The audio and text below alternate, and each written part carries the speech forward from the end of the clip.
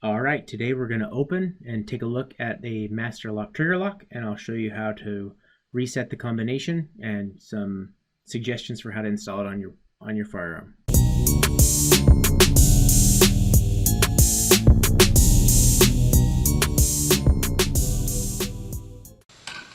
Alright, today we're going to open a master lock trigger lock when we will get it set and put on the gun. So I have several of these locks on my different guns. They work pretty well.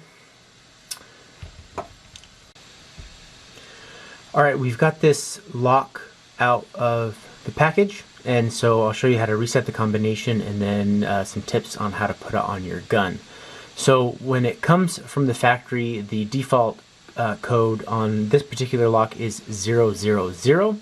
So the first thing you'll do is unlock and pull it apart, and then to reset the combination you'll take a pen of some sort, and you'll see the indent right here. We're going to push that in, and then you'll be able to set the code to whatever you want.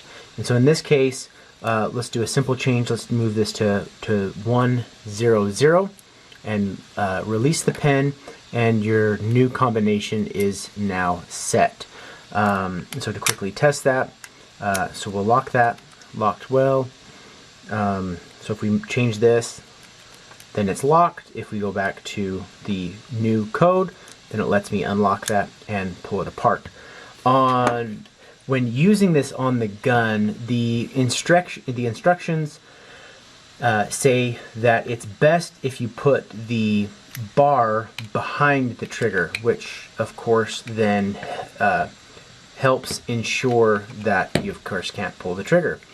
To do this, so we're gonna put it through, and then let's see which way I do this. So lock it and then install the other side.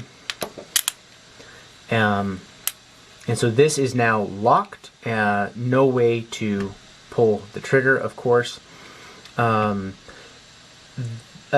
Each gun is going to be a little bit different. You may need to install it slightly different on whatever firearm you're using this on, but normally, like I said, if you can get that lock behind the trigger, it is one of the best ways to make sure that you won't have an accidental firing of your gun.